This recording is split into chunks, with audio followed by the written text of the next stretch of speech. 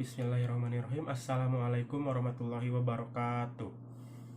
Sebelumnya perkenalkan, nama saya Arif Priyatna dengan NPM 101219293. Saya dari kelas C8 Manajemen. Di sini saya akan mengerjakan tugas untuk evaluasi tengah semester pendidikan agama, yaitu tentang membahas tentang bab-bab syahadat. Yang pertama kita mulai dari definisi syahadat itu sendiri gitu. Yang pertama itu definisi syahadat itu adalah kesaksian, yaitu bersaksi bahwa tiada Tuhan selain Allah dan bersaksi bahwa Nabi Muhammad SAW adalah utusan Allah gitu. Nah, selain definisi yang tadi, ada juga makna-makna dari definisi syahadat ini. Yang pertama ada makna mustarok. Dari mana mustarok ini ada menyaksikan, ada menghadirkan, ada menyatakan, ada mengaku, mengikuti, dan mengetahui, dan taat kepada Allah Subhanahu wa Ta'ala. Kemudian ada makna muradib, yaitu ada proklamasi atau pernyataan, ada sumpah, dan ada pengakuan terhadap Allah Subhanahu wa Ta'ala. Terus yang selanjutnya ada makna syar'i, yaitu akidah atau ikatan, perjanjian, dan kontrak sosial dengan Allah Subhanahu wa Ta'ala. Kemudian masuk kepada bab 2, yaitu ada kedudukan syahadat dalam syariat Islam. Jadi yang pertama ini adalah kedudukan syahadat itu sebagai rukun pertama dalam rukun Islam gitu. Jadi syahadat ini merupakan dasar dari asas bangunan Islam. Jadi jika kita tidak bersyahadat, maka amal kebajikan seorang muslim akan menjadi sia-sia di hadapan Allah Subhanahu wa Ta'ala jika syahadat ini tidak dilakukan gitu. Kemudian selanjutnya adalah perwujudan dari al-wala dan al-bara. Yaitu al-wala itu merupakan sesuatu yang kita taat kepada Allah, seperti beribadah hanya kepada Allah, beriman kepada Allah, mengabdi hanya kepada Allah, berlindung kepada Allah, dan masuk Islam.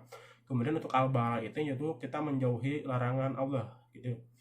Kita menaati larangan Allah, seperti kita menjauhi togut, kita menolak togut, kita memusuhi syaitan dan yang lainnya gitu, seperti itu.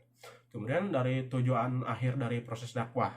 Nah, dari syahadat ini sebagai tujuan akhir dari proses dakwah untuk manusia masuk ke dalam Islam gitu, dan kita percaya kepada Allah Subhanahu wa Ta'ala gitu. Selanjutnya adalah untuk akar pohon Islam dan untuk fondasi bangunan Islam itu sendiri gitu. Kemudian yang terakhir adalah untuk menjaga fitrah. Jadi syahadat ini sebagai Allah memerintahkan kepada kita untuk memelihara hubungan dengan Allah Subhanahu wa Ta'ala. Jadi syahadat ini sebagai penghubung antara kita dengan Allah Subhanahu wa Ta'ala. Kemudian untuk bab selanjutnya adalah syahadat dalam proses kehidupan manusia. Yang pertama ini ada tahapan kehidupan manusia, yaitu ada kematian pertama dengan kehidupan pertama, dan kemudian kematian kedua dengan kehidupan kedua gitu.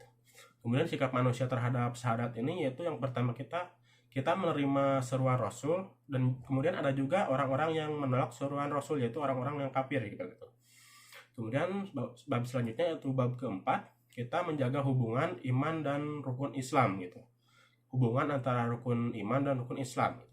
Jadi pengertian iman sendiri ini adalah dari bahasa Arab, yaitu percaya. Sedangkan menurut istilah yaitu pengertian iman adalah membenarkan dengan hati, diucapkan dengan lisan, dan diamalkan dengan perbuatan atau tindakan, seperti itu.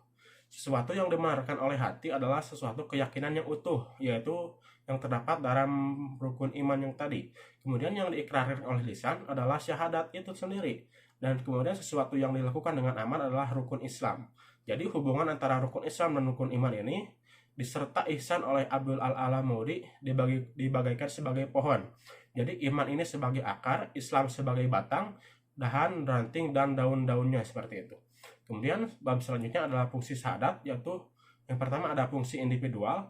Nah, fungsi individual ini sebagai syahadatin adalah syariat Islam yang dilakukan secara perorangan. Jadi membebaskan dosa masa lalu, dan semua dosa akan diampuni oleh Allah Subhanahu wa Ta'ala karena penerimaan taubat. Kemudian membebaskan dari segala bentuk penjajahan. Selanjutnya ada fungsi sosial, yaitu untuk memerat ikatan sosial, untuk transaksi sosial juga, dan untuk interaksi sosial antara sesama umat muslim, seperti itu. Karena al-Islam ini adalah menjadi rahmat bagi segenap alam gitu, apabila kita memeluk agama Islam. Kemudian untuk bab terakhir yaitu ada hakikat syahadat. Hakikat syahadat ini ada dua, yaitu ada syahadat uluhiyah, yaitu adalah pengakuan seorang hamba kepada Allah sebagai satu-satunya ilah atau Tuhan dan tidak menyekutukannya. Karena itu adalah syahadat uluhiyah, disebut juga syahadat tauhidullah, yaitu Tauhid uluhiyah adalah mencintai, takut, harap, serta tawakal hanya kepada Allah. Kemudian selanjutnya ada syahadat mulkiyah, yaitu syahadat mulkiyah adalah pengakuan Allah sebagai Malik, yang mana telah menurunkan kitabnya melalui aparaturnya, yaitu malaikat dan rasulnya. Kemudian tauhid mulkiyah adalah mengimani kepada rukun iman serta menaati aturan-aturannya dan menolak segala aturan hukum yang mengatakan selain Allah Subhanahu wa taala. Kemudian selanjutnya yaitu ada kafir atau kafirin, yaitu orang-orang yang menolak ajaran dan seruan dakwah dari Allah Subhanahu wa taala dan para rasulnya. Mungkin sekian materi yang dapat saya sampaikan. Semoga materi ini bermanfaat bagi kita semua. Wabillahi taufiq wal hidayah. Wassalamualaikum warahmatullahi wabarakatuh.